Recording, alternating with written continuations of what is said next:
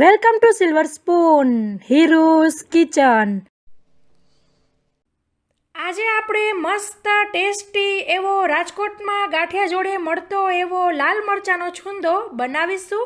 મિત્રો, તમે જોઈ શકો છો, જોતા વેત મોઢામાં પાણી આવી જાય એવો આપણો આ છુંદો રેડી થયો છે. અને ફ્રેન્ડ્સ, તમે એક વખત આને ટેસ્ટ કરશો તો શાકની પણ જરૂર નહીં પડે એવો આ સરસ ચટાકેદાર ચટપટો એવો આપણો લાલ મરચાંનો છુંદો રેડી થયો છે. તો પૂરી રેસીપી જોઈને તમે પણ ઘરે જરૂરથી આવી રીતના ટ્રાય કરજો. અને મારી રેસીપી થોડીક પણ પસંદ આવે તો લાઈક અત્યારથી જ કરી દેજો.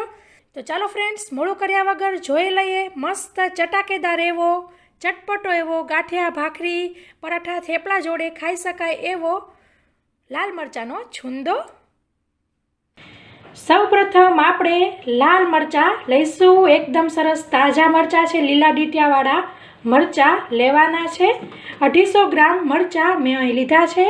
પછી આપણે આવી રીતના આમ હાફ કરી તેના બિયાને નસુન બધુંય કાઢી લેવું.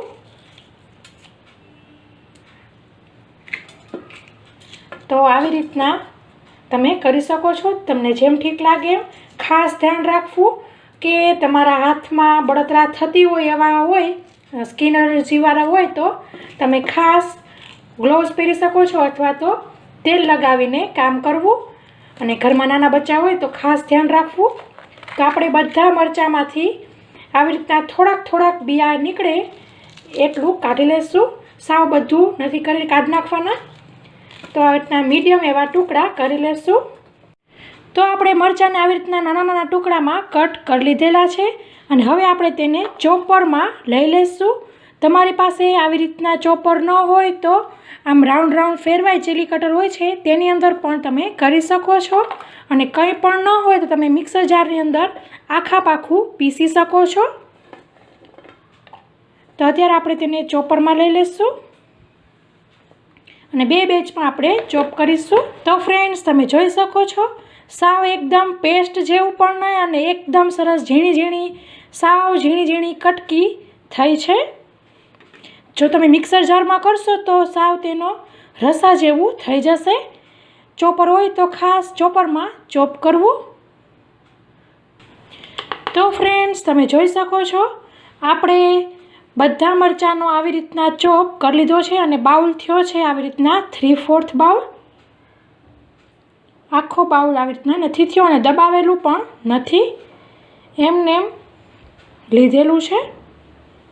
આપણે મસાલો રેડી કરીશું. તો તેના માટે 1 ટેબલ સ્પૂન જીરું, 1 ટેબલ સ્પૂન ધાણા, સૂકા ધાણા છે, 1 ટેબલ સ્પૂન મેથીના કુરિયા, 1 ટેબલ સ્પૂન રાઈના કુરિયા, 1 ટેબલ સ્પૂન વરિયાળી ઉમેરવી, 1/2 ટીસ્પૂન હિંગ ઉમેરીશું. હવે આપણે આ બધા મસાલાને સરસ પીસી લેવાના છે. તો ફ્રેન્ડ્સ, તમે જોઈ શકો છો, સરસ આવી રીતના આખા પાખું અધકચરું પીસી લેવાનું છે. તો સરસ પીસાઈ ગયું છે. હવે આગળ વધીશું. પછી આપણે કઢાઈ લેશું અને કઢાઈની અંદર આપણે 1/4 કપ તેલ લેવું. પછી આપણું તેલ ગરમ થાય એટલે તેની અંદર આપણે આવી રીતના 3 લવિંગ ઉમેરીશું, 1/4 ટીસ્પૂન હિંગ ઉમેરીશું. અડધી આપણે ઓલા મસાલો કર્યો તેમાં ઉમેરેલી હતી.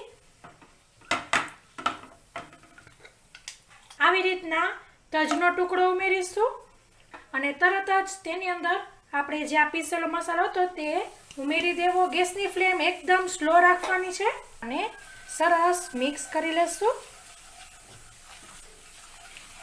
આપણે તજ તો ઉમેર્યા પણ સાથે તજનો પાવડર પણ ઉમેરીશું. 1/4 ટીસ્પૂન છે.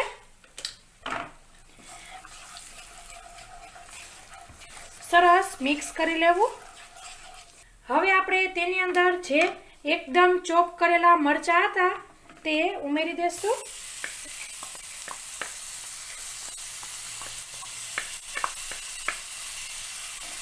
અને સરસ મિક્સ કરી લેવું. સાથે આપણે તેની અંદર 1/2 ટીસ્પૂન હળદર પણ ઉમેરી દઈશું જેથી તે પણ સરસ પાકી થઈ જાય. આવી રીતના 1-8 મિનિટ મરચાંને આવી રીતના તેલમાં વઘારમાં સાતળ્યા પછી તેની અંદર ગોળ ઉમેરવાનો રહેશે. તમે ગોળની બદલે ખાંડ પણ ઉમેરી શકો છો. જેટલી કટકી આપણી મરચાંની હતી એટલો જ આપણે ગોળ લેવાનો થશે. આવી રીતના વાટકીના માપમાં જોઈએ તો અને વજનથી જોઈએ તો ડબલ આપણે લેવાનું થશે. અહીં મેં દેશી ગોળ લીધેલો છે, તમે કોલ્હાપુરી ગોળ પણ લઈ શકો છો. તો આપણે ગોળ ઉમેરી દઈશું અને મિક્સ કરશું. ગેસની ફ્લેમ કન્ટિન્યુ સ્લો જ રાખેલી છે. આવી રીતના થોડોક ગોળ મિક્સ થાય એટલે તેની અંદર 1 ટીસ્પૂન સંચળ પાવડર ઉમેરીશું, 1 ટીસ્પૂન મીઠું ઉમેરીશું, પણ બંને તમે સ્વાદ મુજબ લઈ શકો છો. અને મિક્સ કરી લેવું. આવી રીતના થોડોક ગોળ મિક્સ થાય પછી જ ઉમેરવું, જેથી આપણને ક્વોન્ટિટીમાં ખ્યાલ આવે. કેમ કે ગોળ પહેલાં વધારે હોય તો આપણને એમ લાગે કે વધારે છે અને મીઠું પછી વધારે થઈ જતું હોય છે. આવી રીતના થોડુંક ગળી જાય પછી જ મીઠું ઉમેરવું, જેથી આપણને આઈડિયા આવે. તો સરસ મિક્સ કરી લેશું. એવું લાગે તો ગેસની ફ્લેમ મીડિયમ કરી શકો છો. અને હવે ધીમે ધીમે મરચાંનું પાણી છૂટવા લાગ્યું છે અને જે આપણો રસો છે તે પાતળો થવા લાગ્યો છે. આ સરસ એકદમ ઘાટો છૂંદાનો કેવું ટેક્સચર હોય તેવું થઈ જાય ત્યાં સુધી આપણે કૂક કરીશું. તો ફ્રેન્ડ્સ, તમે જોઈ શકો છો બધો ગોળ ઓગળી ગયો છે અને એકદમ આમ લિક્વિડી ટેક્સચર આવી ગયું છે. તમે ગોળની બદલે ખાંડ પણ લઈ શકો છો. તો તમે જોઈ શકો છો આખી કઢાઈમાં બબલ થવા લાગ્યા છે. હવે આપણે કોઈ પણ એક વાસણમાં આવી રીતના થોડોક રસો લેશું અને તેને ઠંડો થવા દેશું.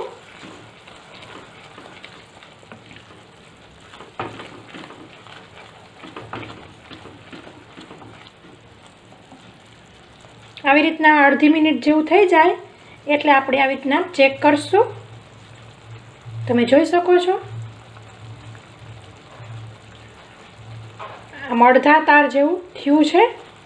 આપણે થોડુંક હજી વધારે ઘટ કરીશું. પછી પાછું આપણે આવી રીતના મોટા મોટા બબલ આવે એટલે પાછું ચેક કરીશું. અડધી મિનિટ માટે તેને ઠંડુ થવા દેવું. અને તમે જોઈ શકો છો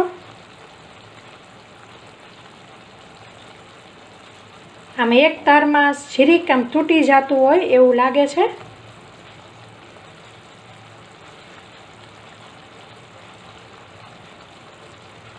પોણા તાર જેવી આપણી ગોળની ચાસણી થઈ છે. અને ગેસની ફ્લેમ ફાસ્ટ કરી તરત જ આપણે બંધ કરી દઈશું. હવે આપણે છેલ્લે તેની અંદર 1 ટેબલસ્પૂન કાશ્મીરી લાલ મરચું અને 1.5 ટેબલસ્પૂન જેવો આમચૂર પાવડર ઉમેરીશું. તમે 2 ટેબલસ્પૂન સુધી પણ આમચૂર પાવડર ઉમેરી શકો છો. અને હવે સરસ મિક્સ કરી લેશું. ગેસની ફ્લેમ બંધ કર્યા પછી જો ઉમેરીએ તો આપણા આ છૂંદાનો કલર એકદમ સરસ આવો નાવો લાલ રહેશે.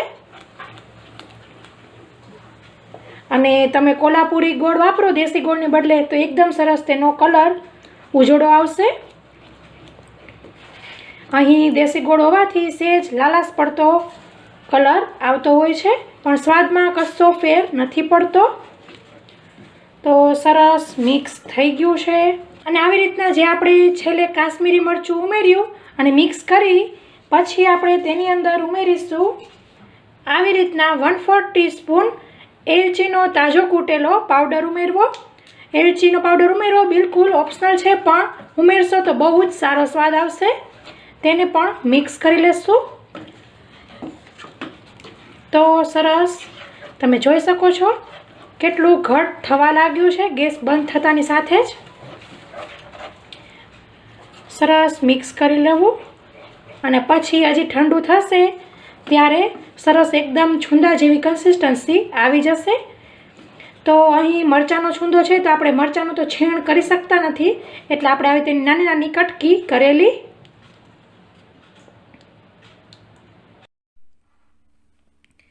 તો ફ્રેન્ડ્સ, તમે જોઈ શકો છો આપણા લાલ મરચાંનો છુંદો બિલકુલ રેડી છે. અને તમે જોઈ શકો છો કે એકદમ જેવો આપણો કાચી કેરીનો છુંદો હોય તેવો જ સરસ કન્સિસ્ટન્સીનો ટેક્સચરવાળો છુંદો થયો છે.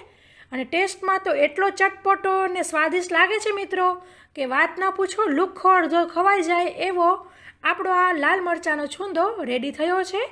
તો ફ્રેન્ડ્સ, આશા રાખું છું કે તમે પણ ઘરે આવી રીતે જરૂરથી ટ્રાય કરશો અને તમને મારી આ રેસીપી પસંદ આવી હશે. પસંદ આવી હોય તો લાઈક કરજો, તમારા પરિવાર મિત્રોમાં શેર કરજો, જેથી તે લોકો પણ આ ગાંઠિયા, ભજીયા, રોટલી, ભાખરી, પરાઠા જોડે, થેપલા જોડે મજા પડી જાય એવો આ લાલ મરચાંનો છુંદો ઘરે ટ્રાય કરી શકે. તો ફ્રેન્ડ્સ, રેસીપીમાં આટલું જ. હવે નવી રેસીપી સાથે મળીશું. ત્યાં સુધી આવજો. Thank you. બાય. જય શ્રી કૃષ્ણ.